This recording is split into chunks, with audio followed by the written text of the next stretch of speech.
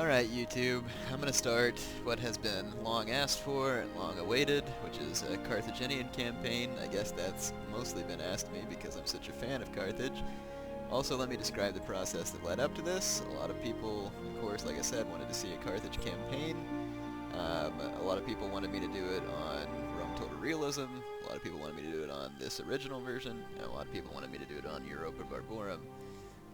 First of all, let me clarify all that. I won't be doing it on Europa Barbarum, mostly because, for a number of reasons, I don't really like the Europa Barbarum mod. One of which is the AI, or as someone has pointed out, the formations on the Europa Barbarum mod aren't to my liking, and thus the battles aren't near as interesting to me. So that's one of the reasons why I won't be using it. Rome Total Realism has just as good a units, in my opinion, and the Rome Total Realism 7 is ideal for a Carthage campaign. Sorry, I'm going to skip the video. Because it is focused on the Western Mediterranean, and thus takes place in the theater that the Punic Wars took place, and I don't need to worry about all the other factions, like the Seleucids or anybody else. So, Rome Total Realism 7, I will be making a campaign on that upon my finishing of this campaign. So, let's get started. The first thing that I do in a campaign is basically take inventory. Alright, when I say inventory, basically I mean we're going to go through city by city and see what kind of units we have and see if there's anything that needs to be disbanded. We're going to check on the placement of our units and what buildings we have and basically just get things started. Now, since the campaign only starts me out with a few provinces, I'll be taking care of things city by city on a manual basis. Later on I will probably switch to auto-manage whenever I don't feel like taking care of that much stuff in one turn, and I have my empire at a point of financial safety. So let's take a look at Carthage first. The way that I determine on what buildings to build is I look at the settlement details. Now if you look at this, right now Carthage is doing pretty well.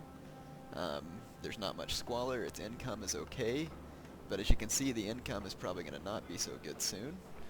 And I need to probably focus on income pretty quickly. One good way to do this is Carthage, and what they were famous for historically is through sea trade. So the first thing that I'm going to do at Carthage is improve this port and build this sewer system so that the squalor doesn't build up in the city. I'll focus on military buildings later, as Carthage is at no immediate threat from any military force at the beginning of the campaign. Alright, let's take a look at Thapsus. It's another major city in Africa for you. Here, they don't start out with a port, so generally building a port is a good idea for starters. And it looks, I queued 2 buildings at Carthage, and I forgot that at the beginning of the campaign you don't have much money, so I'm going to undo one of them. And let's check out Lilybomb here. And let's see, they also do not have a port, so I'm going to build a port. I do have an army in Sicily, however, which will be sufficient to defend, and so I definitely don't want to create any new units quite yet.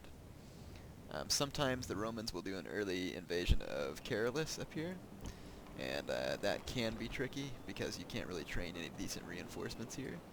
First of all, I'm going to take that off of auto-manage. There's no governor, so it's set to auto-manage. And I'll go ahead and queue 2 buildings here, some roads, and I like building the Shrine to Baal just so that you can recruit Sacred Band later on down the line.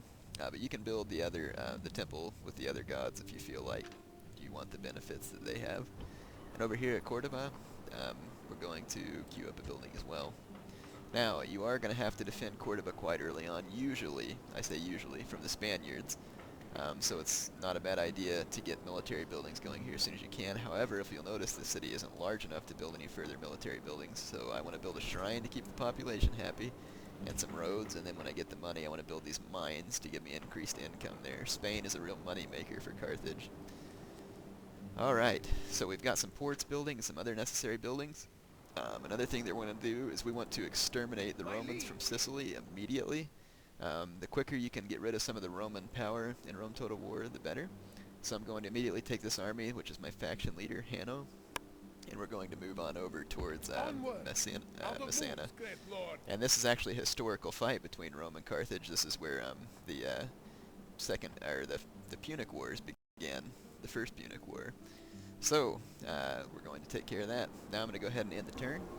Alright, so let's see what's taking place here. Here's our end of turn report, and we have a new family member, and there's our construction report.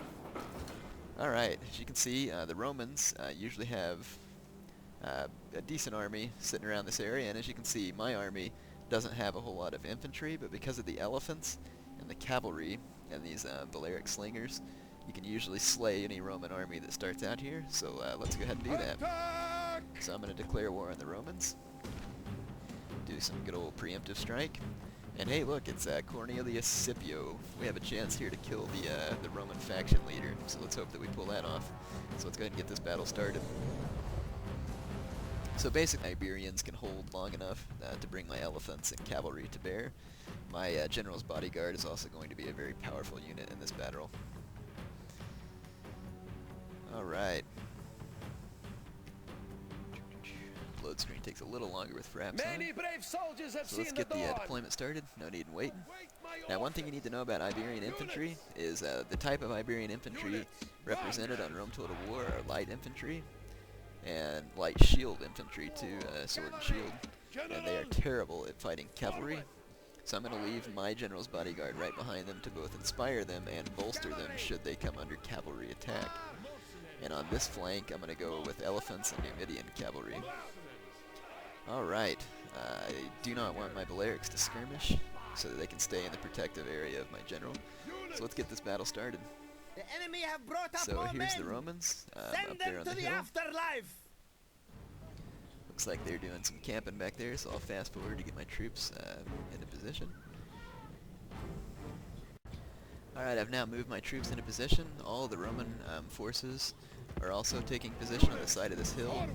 I'm not sure why they've chosen this particular area. I guess the computer feels that it's to their greatest advantage. Generally, the computer AI will take a position that it considers to be the best position to fight from. I'm going to open up with my Balearic slingers on these Histati and try and force them into making a move. And my Balearic slingers, even though firing into the front of these Histati will be semi-effective, the Romans do have good shields, so it won't be devastating, but my Balearic slingers have a pretty tough attack, and it'll be enough to kill quite a few of these Romans. So already I've taken down about 5 of their numbers. And let's take a look at what the Romans have here. They have 3 units of Histati, and it looks like their faction leader, which is a Roman general. It's the general's bodyguard that looks like Roman cavalry.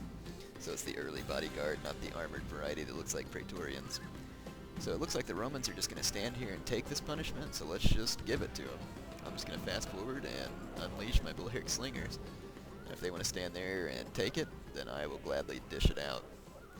So here's you some nice, boring, fast-forward action of the Romans being stupid enough to sit here and take this punishment from me. I've already taken down 30 Histati, so this is going to be pretty bad idea. Okay, now the Romans are making a move, so I'm going to just march my elephants in on these guys and hit my Numidian cavalry on them. So these Histati are going to get routed. And these Histati are preparing to throw their pillow, so I'm going to go ahead and charge them. Here comes the Romans' general bodyguard. This is the unit I have to watch out for, and I'm going to surround them with my cavalry. I have a unit of round shields and my general. So I'm going to hit the general into the front, and then I'm going to flank them with my round shields from the rear. So the initial Roman assault is broken by my Iberians and my elephants.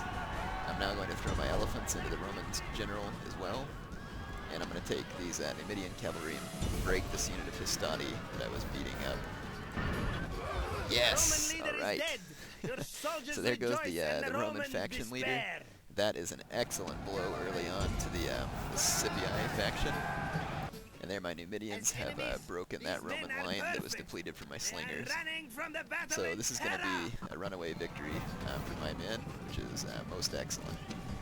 You don't want to lose a lot of these men, especially your mercenaries, because you can't replenish them. So yeah, I just completely wiped out that unit of Histati. Tell my infantry to cease pursuit, and my round shield cavalry is doing what it does best, which is running down routing troops, or it's also good at running down archers. Round shield cavalry is actually a fairly accurate unit. There were multiple types of Spanish cavalry. The round shields represent light Spanish cav that carried the falcata.